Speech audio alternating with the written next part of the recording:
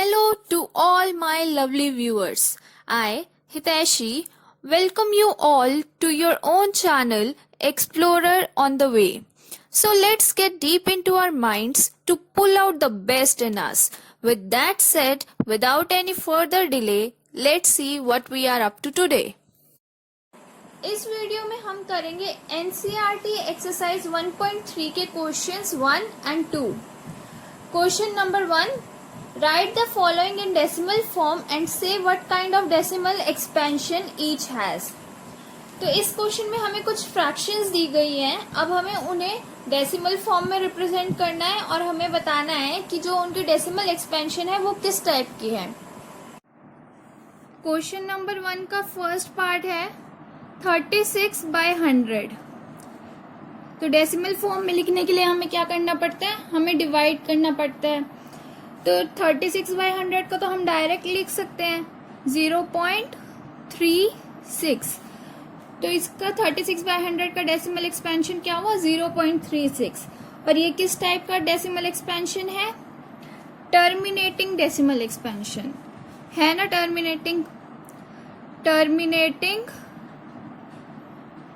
Decimal expansion. Terminating क्यों है, क्योंकि इसमें रिमाइंडर क्या आ रहा है, 0 आ रहा है. तो ये हो गया हमारा terminating decimal expansion. Second part 1/11. अब 1/11 को हमें डिवाइड करना पड़ेगा, मतलब 11 से 1 को डिवाइड करना पड़ेगा. तो हम डिवाइड करके देखते हैं.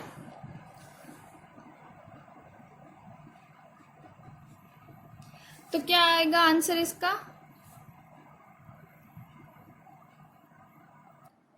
जब हम 1 को 11 से डिवाइड करेंगे तो ऐसे ही होगा. तो यहाँ पे एक चीज नोटिस करो कि हर बार हमारा रिमाइंडर क्या आ रहा है 1. यहाँ पे भी क्या आया था, रिमाइंडर 1. फिर यहाँ पे दोबारा 1 आ गया और ऐसे ही ये चलता रहेगा, आगे भी कंटिन्यू होता रहेगा. तो 1/11 की डेसिमल एक्सपेंशन क्या आई 0.0909. और ये ऐसे ही आगे चलता रहेगा क्योंकि हमारे पास रिमाइंडर 0 तो आया नहीं. तो अब यहाँ पे क्या रिपीट हो रहा है, डेसिमल के बाद 09 रिपीट हो रहा है. तो हम इसे कैसे लिख सकते हैं 0.09 और 09 के ऊपर बार लिख सकते हैं ना. तो ये किस टाइप का डेसिमल एक्सपेंशन है, रिमाइंडर 0 नहीं आ रहा तो ये नॉन टर्मिनेटिंग है. और रिपीट हो रहा है तो कैसा हुआ, रिकरिंग भी है. तो मतलब कैसा डेसिमल एक्सपेंशन हो गया, non terminating recurring decimal expansion. Non terminating recurring या रिपीटिंग कुछ भी बोल सकते हैं हम, रिकरिंग डेसिमल एक्सपेंशन. अब थर्ड पार्ट एक मिक्स्ड फ्रैक्शन है 4/1/8. तो पहले तो इसे हम सिंपल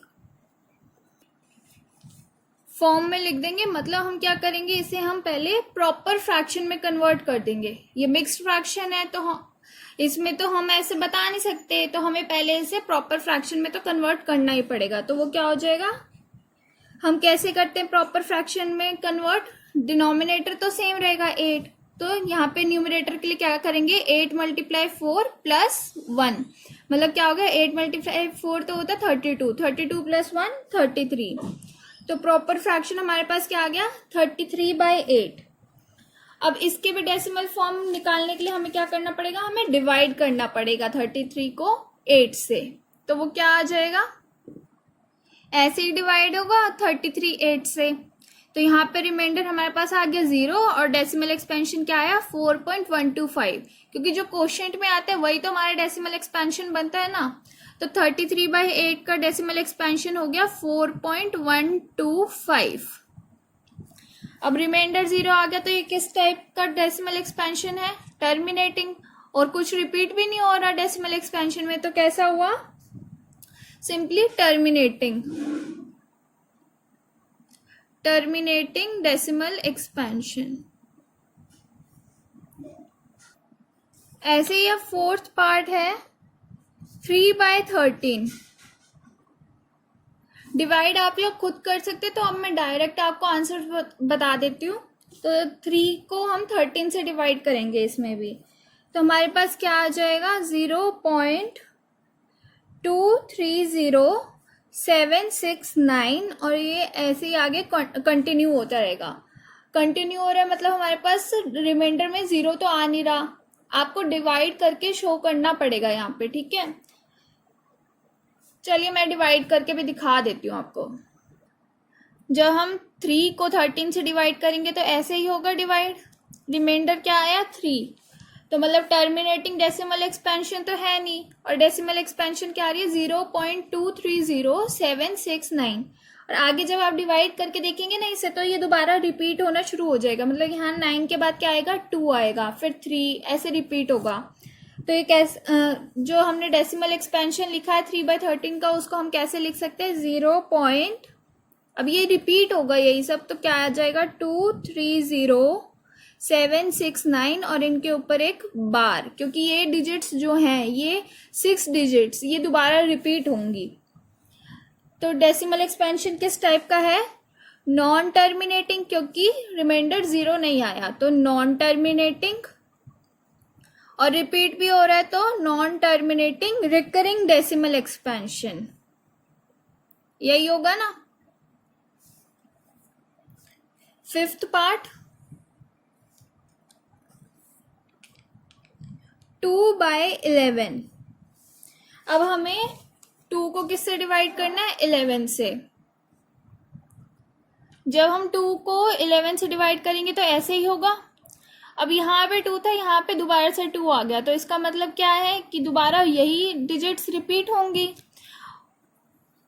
ना। तो 2/11 के डेसिमल एक्सपेंशन क्या आ गया 0.18, और यहाँ पे हम डॉट्स लगाएंगे क्योंकि ये आगे कंटिन्यू होगा, और इसे हम कैसे लिख सकते हैं 0.18 बार, 18 के ऊपर बार, क्योंकि ये दोनों डिजिट्स रिपीट होंगी। तो ये किस टाइप का डेसिमल एक्सपेंशन है, दोबारा से ये भी कैसा है, non terminating recurring decimal expansion. Non terminating क्योंकि हमारा रिमाइंडर 0 नहीं आया, और रिकरिंग इसलिए क्योंकि रिपीट हो रही हैं डिजिट्स, तो non terminating recurring decimal expansion. 6th part 329/400। तो अब इसे हम डिवाइड करेंगे 329 को 400 से। जब हम 329 को 400 से डिवाइड करेंगे तो वो कुछ इस टाइप से होगा। तो हमारे पास क्या आ गया डेसिमल एक्सपेंशन इसका, ये 0.8225, रिमाइंडर 0 है, तो किस टाइप का डेसिमल एक्सपेंशन हुआ, टर्मिनेटिंग।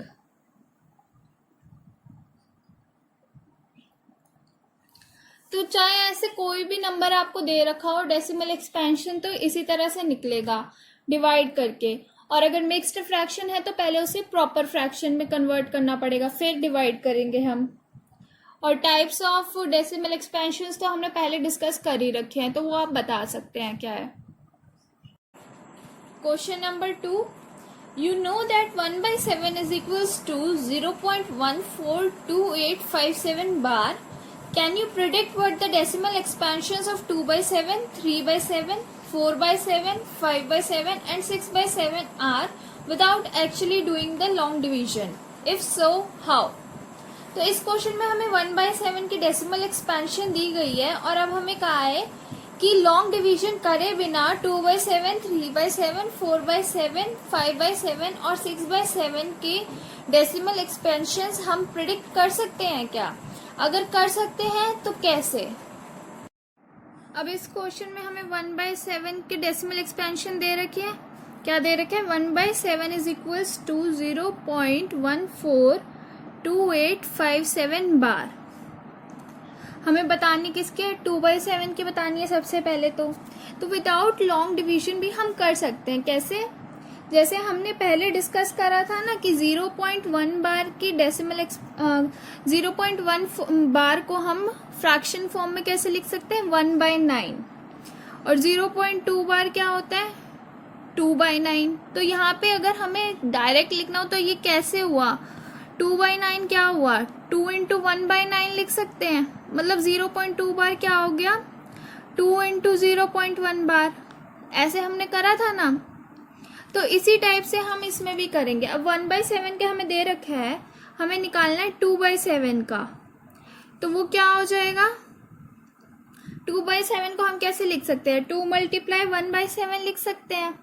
और 1/7 का डेसिमल एक्सपेंशन हमें पता है, क्या गिवन है, 2 इंटू 0.142857 बार, यही हो जाएगा। अब इसे मल्टीप्लाई करके हम डायरेक्ट आंसर लिख देंगे, 0.285714 बार। अब यहाँ पे बार था तो बार तो यहाँ पे भी रहेगा, तो विदाउट लॉन्ग डिवीजन हमने 2/7 की वैल्यू तो निकाल ली।